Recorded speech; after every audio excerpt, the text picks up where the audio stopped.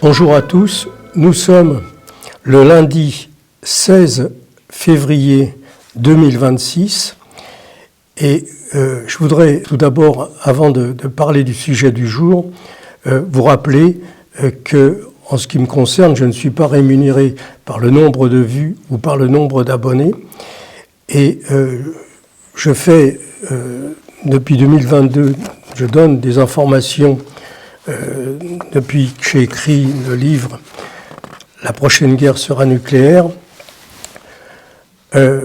pour informer les personnes, notamment sur toutes les conséquences des risques des explosions nucléaires. Donc nous reviendrons sur ces sujets dans quelques temps. Je pense que pour l'instant c'est encore un peu trop tôt, mais certainement j'aurai à intervenir pour communiquer des informations pratiques et essentielles afin de sauver un grand nombre de familles, le moment venu. Pour l'instant, nous n'en sommes pas là, mais on va parler. Donc, je vais d'abord vous dire quelque chose. Donc, en fait, ce que je constate, c'est que la Troisième Guerre mondiale se prépare sous nos yeux depuis plusieurs mois. Et très très peu de personnes n'ont conscience de cette situation. C'est quelque chose qui est assez consternant pour moi, alors que tous les éléments sont là, se mettent en place devant nous, et les gens ne se rendent pas compte de ce qui se passe dans le monde, comment les deux blocs vont s'affronter. Le bloc qui est représenté d'un côté par le monde unipolaire, c'est-à-dire les États-Unis dirigés par le lobby de la finance que l'on peut bien matérialiser par le lobby israélien.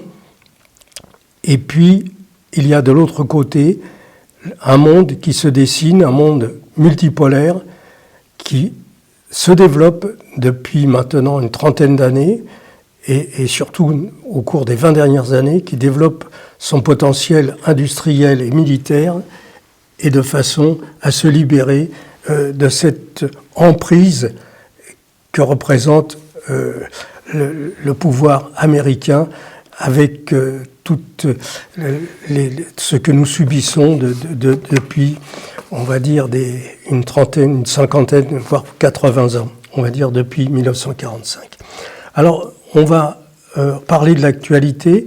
Je reviendrai peut-être à la fin de cette petite vidéo sur le fond de cette affaire. J'ai prévu une vidéo la semaine prochaine sur laquelle je traiterai du fond, mais là, nous allons vraiment parler de ce qui se passe en ce moment au Moyen-Orient.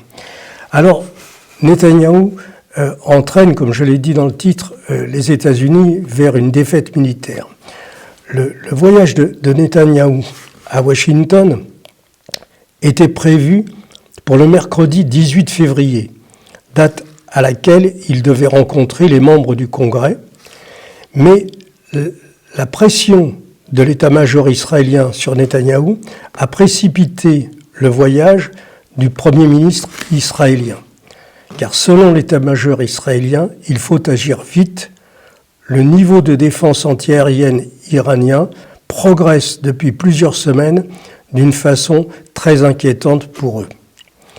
En effet, depuis plusieurs semaines, la Russie et la Chine livrent à l'Iran du matériel de défense antiaérienne d'un niveau technologique qui dépasse le niveau de l'aviation américaine et israélienne. Chaque jour, des avions russes et chinois atterrissent sur les aéroports en Iran et livrent des équipements de défense antiaérienne qui vont ensuite être répartis sur l'immense territoire de l'Iran. Pour bien prendre en compte la dimension du territoire de l'Iran, il faut s'imaginer la superficie qui correspond à l'Espagne, plus celle de la France, plus celle de la Belgique, de la Hollande, de l'Allemagne, du Danemark, de la Suisse et de l'Autriche. Donc vous imaginez ce territoire immense qui est principalement, ce sont principalement des montagnes, donc un terrain très difficile, rien à voir avec le terrain qu'il y avait en Irak, où là, l'aviation américaine a pu faire des dégâts considérables. Là, c'est très différent. Alors, les médias mainstream nous parlent de l'armada américaine, un porte-avions de 310 mètres de long, accompagné de 4 navires lance-missiles. Mais sur le territoire de l'Iran, vous pouvez installer l'équivalent de 50 porte-avions si vous possédez le matériel.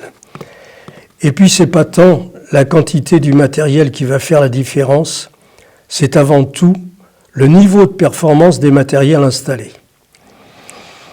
La gamme des matériels de défense antiaérien iraniens, russes et chinois se complète à merveille et forme un ensemble de couches qui rend maintenant très difficile une attaque directe par l'aviation américaine ou israélienne.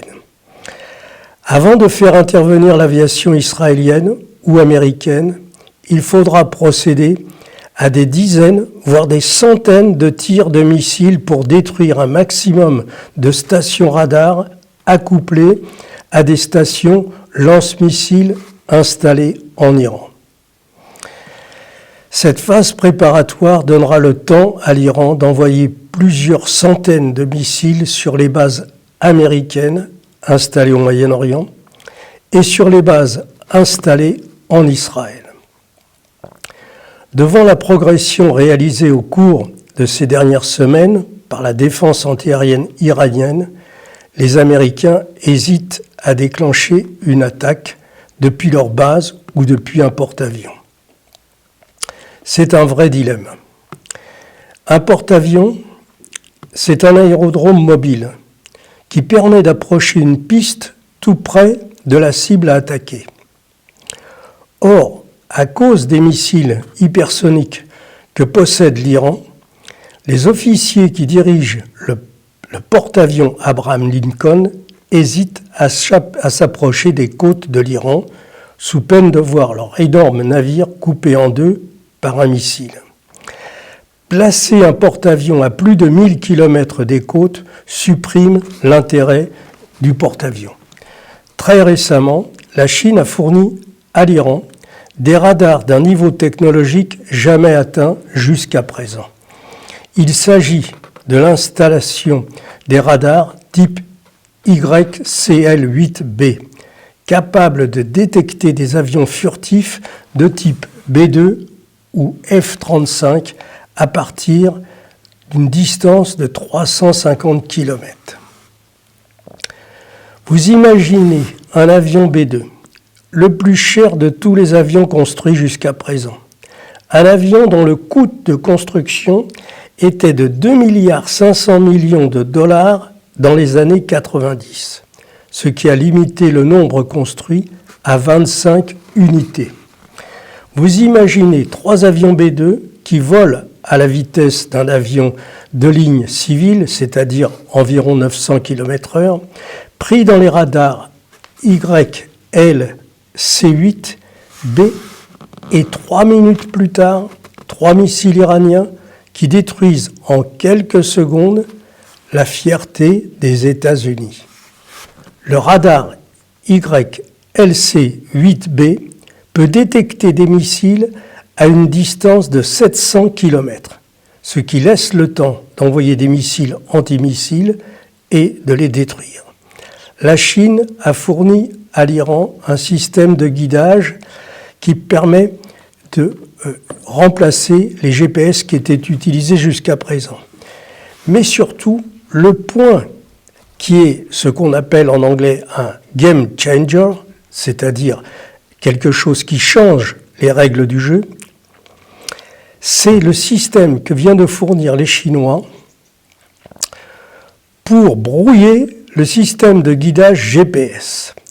Or, au-dessus du territoire de l'Iran, maintenant, il y a un matériel qui est capable d'empêcher le guidage par GPS des missiles cruise, ce qui remet en cause la stratégie qui avait été décidée par les Américains pour la destruction des sorties de tunnels en Iran.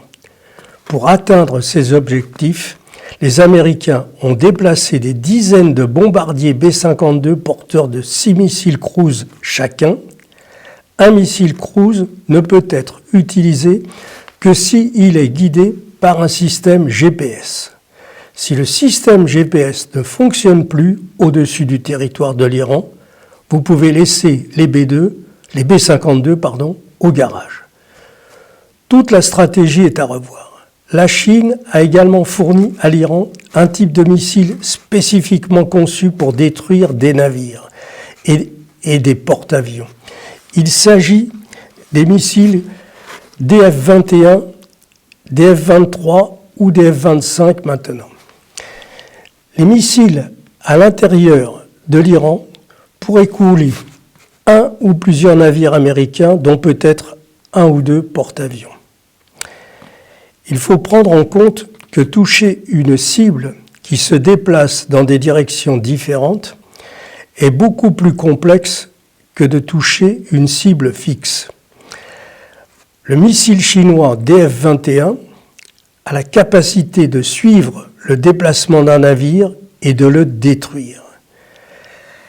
L'implication de la Russie et surtout de la Chine, avec sa puissance industrielle 5 fois supérieure à celle des États-Unis, fournit chaque semaine qui passe des nouveaux éléments et cela explique le fait que Donald Trump ne veuille plus y aller.